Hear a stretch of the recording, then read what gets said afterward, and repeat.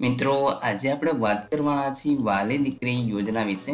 શું હવેથીને form online ભરી શકાય કે નહીં એના વિશે ચર્ચા કરીશું। તે ઉપરાંત 1,10,000 રૂપિયા તમને કેવી રીતે મળશે એની તમામ માહિતી તમને આ વિડીયોની અંદર આપવાની છે અને આ લાભ ગુજરાતની દરેક દીકરીઓને મળવાપાત્ર થશે।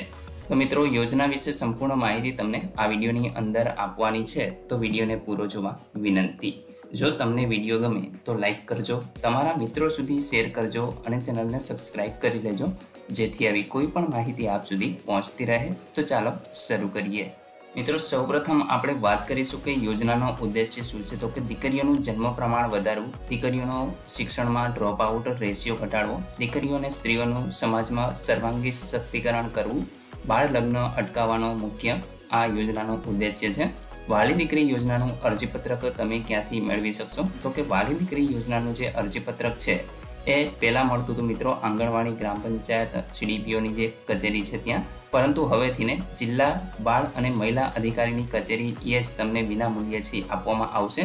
ત્યાં આગળ તમારે ભરી અને ડોક્યુમેન્ટ સાથે આપવાના રહેશે, ત્યાં જ એ લોકો ઓનલાઈન ભરી આપશે। બાકી તમે ક્યાંય પણ જાતે ઓનલાઈન પણ અરજી કરી શકતા નથી। અરજી કરવાની જે સમય મર્યાદા છે એ મિત્રો 1 વર્ષની હોય છે, જેમાં તારીખ 2/8/2019 બાદ જે જન્મેલી દીકરીઓ છે એમના કુટુંબો દ્વારા દીકરી જન્મના 1 વર્ષની અંદર જ તમારે છે એ નમૂનાની જે અરજી છે એમાં ફોર્મ ભરી અને આપવાનું હોય છે। તો એ રીતે તમે એપ્લાય કરી શકો છો। ત્યાર પછી મિત્રો લાભાર્થીની જે પાત્રતા છે એના વિશે વાત કરીએ તો તારીખ 2/8/2019 કે ત્યારબાદ જન્મેલી જે દીકરીઓ છે એ આ યોજનાનો લાભ લઈ શકે છે। દંપતીની વધુમાં વધુ 2 દીકરીઓને આ યોજનાનો લાભ મળશે। દંપતીની પ્રથમ દીકરી અને દ્વિતીય દીકરી બંનેને લાભ મળવા પાત્ર થશે, પરંતુ દ્વિતીય દીકરી પછી તમારે દંપતી સંતતિનું જે નિયમનનું ઓપરેશન છે એ કરાવવાનું હોય છે।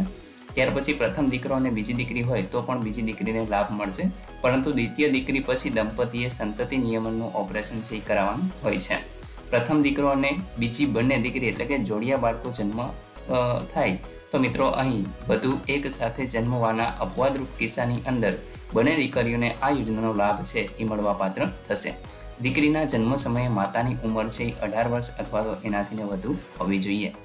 વાલી દીકરી યોજનાની જે આવક મર્યાદા છે એમાં મિત્રો 2 લાખ અથવા તો એનાથી ઓછી હોવી જોઈએ અને અહીં તમારે જે 31 માર્ચનું જે પૂરા થતા વર્ષનું છે એ દાખલો આપવાનો હોય છે। મળવાપાત્ર લાભ તો કે વાલી દીકરી યોજનામાં પ્રથમ હપ્તો છે એ તમને 4,000 રૂપિયાનો જ્યારે પ્રથમ ધોરણની અંદર તમારી દીકરી પ્રવેશ પામે, બીજો હપ્તો જ્યારે 6,000 રૂપિયાનો તમને મળશે અને છેલ્લો હપ્તો જે 18 વર્ષની ઉંમરે ઉચ્ચ શિક્ષણ અથવા તો લગ્ન સહાય તરીકે રૂપિયા 1 લાખ સહાય મળવાપાત્ર થશે, પરંતુ દીકરીના બાળ લગ્ન થયેલા હોવા જોઈએ નહીં। તો મિત્રો આ રીતે 4,000, 6,000 અને 1 લાખ રૂપિયા છે એ તમને 1,10,000 મળવાપાત્ર થશે। ત્યાર પછી મિત્રો આગળ વાત કરીએ તો અરજી સાથે તમારે કયા ડોક્યુમેન્ટ રજૂ કરવાના છે। તો કે દીકરીનું જન્મ પ્રમાણપત્ર, માતા પિતાના આધાર કાર્ડ, માતાનું જન્મ પ્રમાણપત્ર, માતાની વાર્ષિક આવકનું પ્રમાણપત્ર, માતા પિતાની વાર્ષિક આવકનું પ્રમાણપત્ર જે મામલતદાર, તાલુકા વિકાસ અધિકારી, ચીફ ઓફિસર કે તલાટી કમ મંત્રીનો પણ હવે હાલે છે, તો એ પણ તમે આપી શકો છો।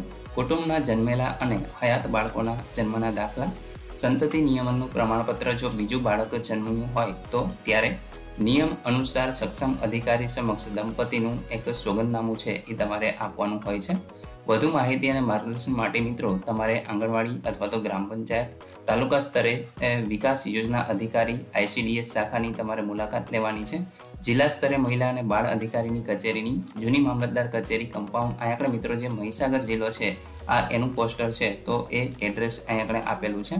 બાકી એક નોંધ પણ આપેલી છે કે 18 વર્ષની વય અગાઉ દીકરીના મૃત્યુના કિસ્સાની અંદર વાલી દીકરી યોજના અંતર્ગત જે બાકીની સહાય હોય છે એ મળવાપાત્ર રહેતી નથી, તો એ તમે ખાસ જોઈ લેજો। બાકી મિત્રો અહીં તમે જોઈ શકો છો કે યોજના વિશે તમામ માહિતી આપણે જોઈ લીધી છે, તો તમને આ વેબસાઇટ પણ અહીંયા આપેલી છે। જો તમારે વધુ માહિતી જોતી હોય તો તમે આ વેબસાઇટની મુલાકાત લઈ અને વધુ માહિતી મેળવી શકો છો। બાકી મિત્રો ઓનલાઈન ફોર્મ ભરાતા નથી, તમારે મહિલા અને બાળ સુરક્ષાની જે કચેરી હોય છે ત્યાં જઈ અને ઓનલાઈન ફોર્મ છે એ ભરાવડાવવાનું હોય છે। બાકી તમારે જે ડોક્યુમેન્ટ આપણે અહીંયા આગળ આપેલા છે એ ડોક્યુમેન્ટ સાથે લઈ અને જવાનું છે। આશા રાખું છું કે તમને આ વિડીયોની અંદર તમામ માહિતી મળી ગઈ છે। તેમ છતાં પણ કોઈ પ્રશ્ન હોય તો તમે કોમેન્ટ દ્વારા પૂછી શકો છો। વિડીયોને લાઇક કરજો, તમારા મિત્રો સુધી શેર કરજો અને ચેનલને સબસ્ક્રાઇબ કરી લેજો, જેથી આવી કોઈ પણ માહિતી આપ સુધી પહોંચતી રહે। વિડીયો જોવા બદલ આપનો ખૂબ ખૂબ આભાર. મળીએ એક નવા વિડીયો સાથે. ત્યાં સુધી જય હિન્દ.